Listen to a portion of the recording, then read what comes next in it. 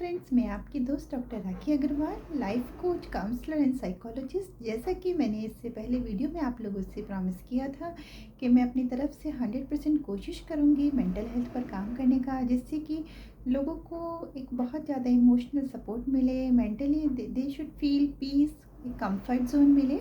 तो इस प्रयास में लेकर आई हूँ आज मैं अपनी एक नई वीडियो। तो आज हम बात करेंगे किस तरीके से अपने पार्टनर के साथ अच्छी रिलेशन हम इस्टेब्लिश कर सकते हैं। देखिए, अक्सर हमारे पास ऐसे क्लाइंट्स आते हैं जो इस तरह की शिकायत करते हैं कि आजकल के रिश्ते ज़्यादा अच्छे नहीं चल पाते हैं। छोटी छोटी सी बातों पर पति पत्नी में इतनी लड़ाई हो जाती है कि नौबत डिवोर्स तक आ जाती है, और एक दूसरे के लिए इतनी हेटेड पैदा हो जाती है कि हर समय सिर्फ उनका ब्लेम गेम चलता रहता है। तो आज इस वीडियो में हम देखेंगे कि अगर हमको किसी भी रिलेशनशिप को स्ट्रॉन्ग रखना है तो उसके लिए किन 3 बातों का हम ध्यान रख सकते हैं। सबसे पहले ध्यान रखने की बात यह है कि कोई भी रिलेशनशिप तभी स्ट्रांग हो पाती है जब हम एक दूसरे को थोड़ा सा स्पेस दें। ज़रूरी नहीं होता कि हमारा पार्टनर हर चीज़ उसी तरीके से करे जैसा हम चाहते हैं, या हम हर चीज़ उसी तरीके से करें जैसा वो चाहता है।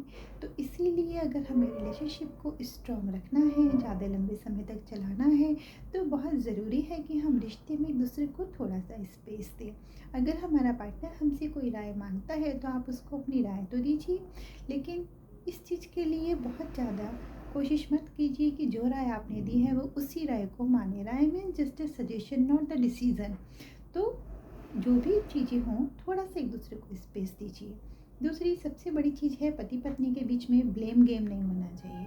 अक्सर देखा जाता है कि अगर छोटी छोटी बातों पर दोनों में ब्लेम गेम चलता है। अगर बच्चों ने अच्छा किया तो वो मैंने किया, और अगर गलत किया तो वो इसलिए हुआ क्योंकि इनके पापा ध्यान नहीं देते, इनकी दादी ध्यान नहीं देती हैं, दादी दादा ने बिगाड़ रखा है। अच्छी चीज़ हुई तो हमने की, बुरी चीज़ हुई तो दादी दादा ने बिगाड़ा, और इसके पापा ने बिगाड़ा। पापा तो बिल्कुल ध्यान नहीं देते, या पापा को लगता है कि मैं तो ऑफिस चला जाता हूँ, मम्मी इन पे ध्यान नहीं देती। और बात ऐसी होती है कि वो बच्चों से फोकस हट के आपस में एक दूसरे के ब्लेम गेम पर चला जाता है, और दोनों एक दूसरे को ब्लेम करते करते एक दूसरे को नीचा दिखाने की ना कोई कसर नहीं छोड़ते। तो इस तरीके से अगर हम प्रॉब्लम ओरिएंटेड बनेंगे, ना कि सॉल्यूशन ओरिएंटेड, हम सिर्फ ये देखेंगे कि प्रॉब्लम किसकी वजह से है, तो हम सिर्फ प्रॉब्लम में फंसे रह जाएंगे। हमें कोशिश करनी है कि प्रॉब्लम पर ज़्यादा फोकस ना करके, प्रॉब्लम तो जो है सो है, हमें क्या करना है, हमें सॉल्यूशन ओरिएंटेड बनना है, और कोशिश करनी है कि उस प्रॉब्लम का सॉल्यूशन क्या हो सकता है, किस तरीके से। Rather than focusing on problem, it is very important to focus on the solution. हमें सॉल्यूशन पर फोकस करना है कि इसका सॉल्यूशन क्या होगा। हमको, पति पत्नी को, दोनों को अपने बच्चों के सामने यूनाइटेड फ्रंट रहना है। हर घर में थोड़ी बहुत लड़ाई होती है, कहते हैं ना, 2 बर्तन होते हैं तो बचते ही है। हर किसी में रिलेशन होती है, और लड़ाई झगड़े भी तभी होते हैं जब जहाँ प्यार होता है। तो जो भी आप दोनों की आपस की लड़ाइयाँ हों, लेकिन वो किसी तीसरे तक पता नहीं चलनी चाहिए। ना ही पत्नी के मायके वालों के लिए, ना ही हस्बैंड को अपने घर वालों से उन बातों को शेयर करना चाहिए। जो भी आपस में लड़ाइयाँ हों, कोशिश कीजिए कि वो लड़ाइयाँ आप दूसरे के सिवाय किसी को पता ना चले, और बच्चों तक तो वो बात जानी ही नहीं चाहिए। बच्चों के सामने आप दोनों यूनाइटेड फ्रंट होने चाहिए।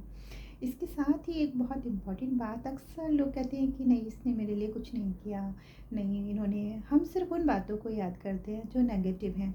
मान लीजिए कि एक पार्टनर ने मेरे एक बार अपनी माँ का पक्ष ले लिया, तो अक्सर कहने लगते हैं कि नहीं, ये तो बस अपनी माँ के सगे हैं, ये तो बस अपनी माँ की बात मानते हैं, मैं इनके साथ नहीं रह सकती, या मैं इनके साथ नहीं रह सकता, ये तो अपने घर वालों के लिए सोचती रहती है।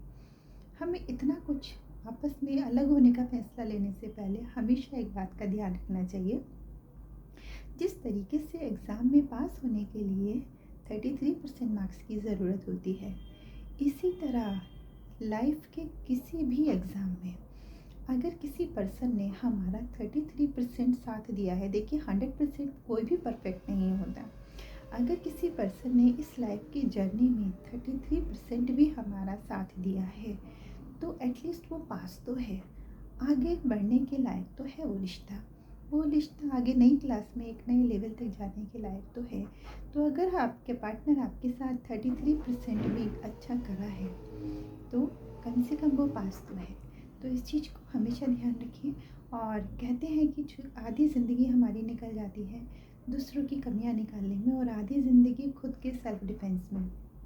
अगर हम इसको उल्टा कर दें, आधी ज़िंदगी हम ध्यान रखें कि मेरे से भी तो कुछ गलती हुई होगी, और आधी ज़िंदगी हम दूसरों के लिए खुद डिफेंस करें कि नहीं, अगर ये इनका ये रिएक्शन था तो रिएक्शन तो एक सेकंड स्टेज होती है, उससे पहले कोई एक्शन आता है। ऐसा रिएक्शन क्यों हुआ, ऐसा क्या कारण हुई, कौन सी परिस्थितियाँ बनी जो उन्होंने ऐसा रिएक्शन किया।